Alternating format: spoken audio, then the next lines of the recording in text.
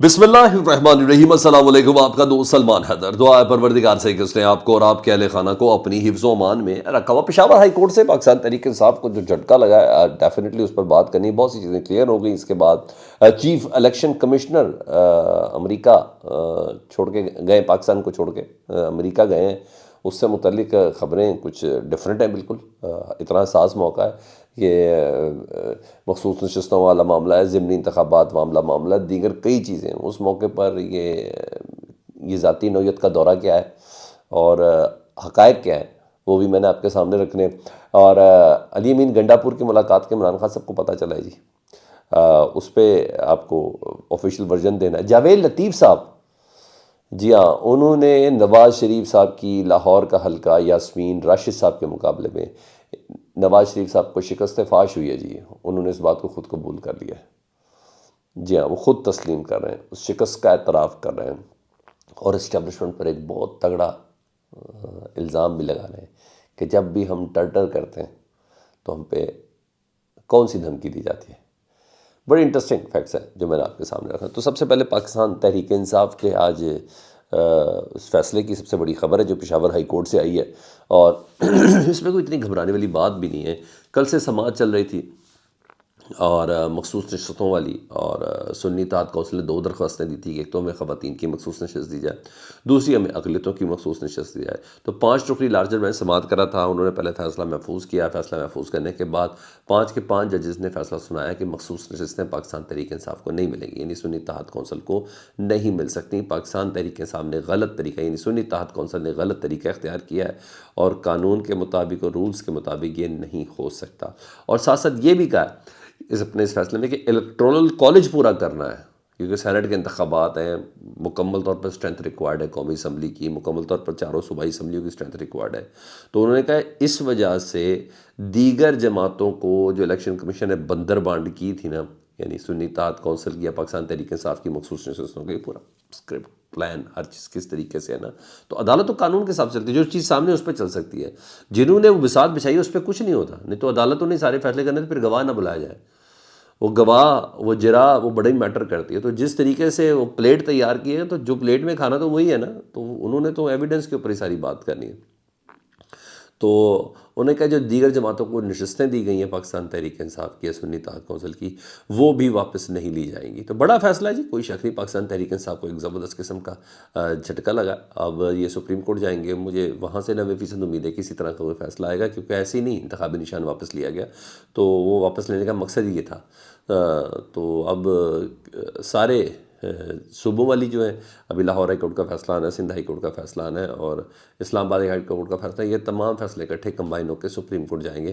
بہرحال ابھی فوری طور پر جو امید تھی کہ کچھ نشستیں مل جائیں گی، جس کی بنا پر سینٹ میں پاکستان تحریک انصاف کی پوزیشن مضبوط ہو سکتی ہے، نشستیں حاصل کی جا سکتی ہیں، وہ تمام فی الحال دم توڑ گئی ہیں۔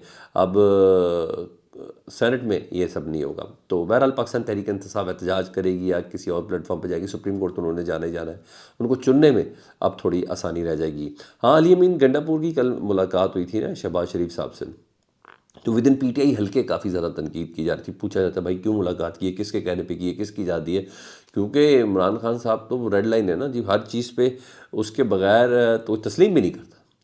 تو یہ چیز تھی۔ تو آج جو چیئرمین پی ٹی آئی ہیں بیرسٹر گوہر صاحب، انہوں نے بتایا کہ اس ملاقات سے متعلق عمران خان صاحب کو پتہ، ان کو اعتماد میں لیا گیا تھا۔ اتنے بندے جاتے کسی نہ کسی میسج کے ذریعے، پیغام کے ذریعے، کچھ بھی عمران خان صاحب نے بھی اجازت دی ہوگی نا، بھائی صوبے کے معاملات ہیں، تم نے ملاقات کرنی ہے، احتجاج کرنے والے احتجاج کر رہے ہیں، باقی پارٹی احتجاج پر ہے، باقی اپوزیشن ہو رہی ہے، باقی جتنے بھی سیاستدان ہیں وہ تمام کر رہے ہیں، تم نے اپنا کام کرنا ہی کرنا ہے۔ تو ان کو پورا اعتماد میں لے کر کیا گیا، اور صوبے کے، وہ کہتے ہیں صوبے کے معاملات اور صوبے کے حقوق کے لیے علی امین گنڈا پور کو جہاں بھی جانا پڑا جائیں گے۔ تو یقیناً حکومتی معاملات بالکل مختلف ہیں، اور حکومت چلائے، باقی اپوزیشن والے تو اپوزیشن کرتے رہیں گے۔ تو عمران خان صاحب کو اعتماد میں لے کے کیا، تو اس پوزیشن کو ذرا کلیئر رکھیں، کوئی بائی پاس نہیں ہے۔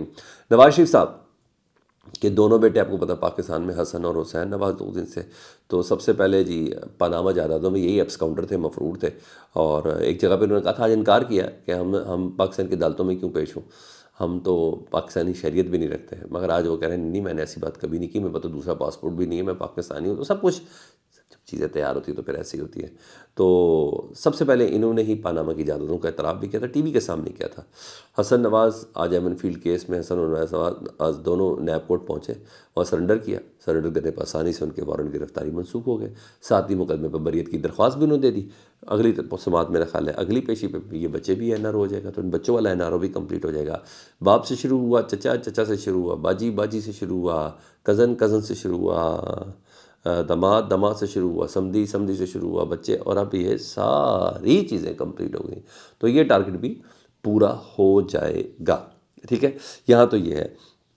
ادھر عمران خان صاحب سے ملاقاتوں کا معاملہ نا پاکستان تحریک انصاف نے چیلنج کیا ہوتا ہے اسلام آباد ہائی کورٹ میں.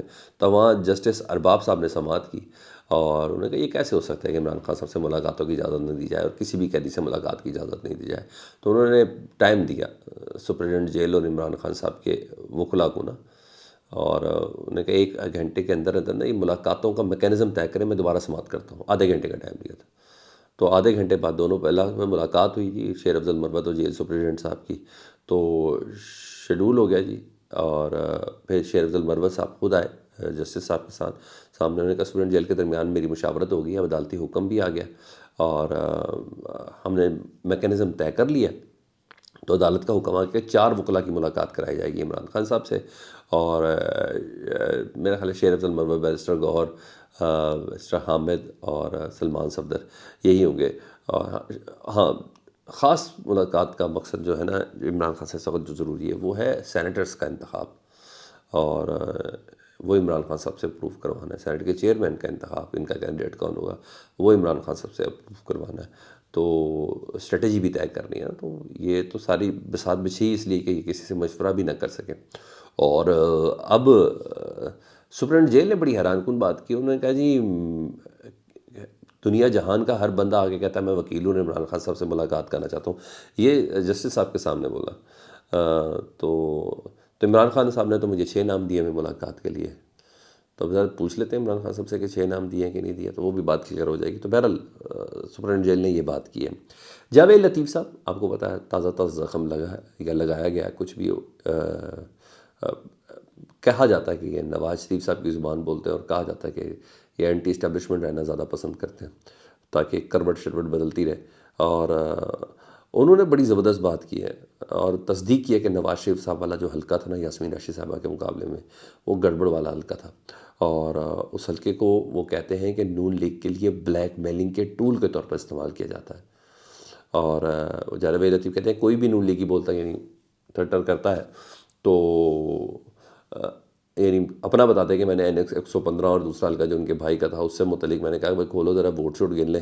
تو کہا جاتا چپ کر جاؤ بھائی ورنہ نواز شریف کا حلقہ اوپن کر دیں گے. یاسمین راشد والا, یعنی یاسمین راشد یہاں سے جیتی ہوئی بھائی, ہم نے نواز شریف کو ادھر جتایا ہوا ہے آرٹیفیشل طور پر. تو جاوید لطیف صاحب بیسکلی اسٹیبلشمنٹ پر یہ الزام دے رہے ہیں, اور اتنی سی بات ان کی بہت کچھ سمجھا رہی ہے, بہت کچھ سمجھا رہی ہے. مانس نواز شریف صاحب کیسے ہو سکتا ہے اور ہوا ہے as a prime minister candidate, اور سارا حال کیوں ہے, سیاست سے کیوں ان کو دور رکھنا ہے, کیا ہے کیا نہیں ہے. کیونکہ پوری نون لیگ کی فتح پورے پاکستان کی, یعنی شہباز شریف صاحب کی وزارت عظمیٰ سب کی سب ویسے بھی ابھی قابل یقین نہیں ہے, اس کا دور دور تک شائبہ بھی ختم ہو جانا نا اگر یاسمین راشد والا حلقہ کھل گیا اور نواز شریف صاحب وہاں ہار گئے. جو اس پارٹی کا چیئرمین اپنے گھر سے نہ جیت سکے تو اس کا مطلب ہے پورے کا پورا الیکشن ہی رہ گیا نا. یہ کوئی چھوٹی چیز نہیں ہے, یہ بہت بڑی چیز ہے. تو جاوید لطیف صاحب جیسا بندہ خود یہ بات کر رہا ہے تو واقعی گڑبڑ ہے جی کافی زیادہ. محسن نقوی صاحب دبئی ہے, وہ تو چلے گئے دبئی 2 گھنٹے کا. بھائی چیف الیکشن کمشنر صاحب اچانک گئے ہیں جی امریکہ نجی دورے پہ کہا جا رہا ہے, اور کچھ لوگ کہتے ہیں کہ انہیں کینیڈا کا سفیر بھی مقرر کیا جانا ہے جی, تاکہ آنے والی زندگی پاکستان تحریک کے ساتھ کے کارکنوں اور ووٹروں اور سپورٹوں سے بچ سکے. کینیڈا کہاں دور ہے, چلیں گے سڑکوں پہ, لوگ بتائیں گے تو صحیح, سنائیں گے تو صحیح, ساری باتیں. تو ان حالات میں جی ضمنی الیکشن ہے, مخصوص نشستوں والا معاملہ ہے, ابھی لاہور ہائی کورٹ سے فیصلہ آنا ہے, سندھ ہائی کورٹ سے فیصلہ آنا ہے. تو ان تمام کے ہوتے میں ان کا باہر جانا نہایت اہمیت کا عامل ہے, آسان نہیں ہے. کیونکہ عمر ایوب ویسے بھی کل کہہ چکے ہیں, عمر ایوب کہہ چکے ہیں کہ چیف الیکشن کمشنر کو سیف جگہ پر منتقل کیا جا رہا ہے. اس پر پہ دیکھیں تو ان کی جو روانگی ہے ملک سے باہر معنی خیز ہے. آپ کو ایسا لگتا ہے کمنٹ سیکشن میں ضرور بتائیں. چینل دیکھیں تو پلیز سر چینل سبسکرائب کر دیں, اس کے لیے بٹن دبا دیں. اللہم صلی علی محمد و آل محمد.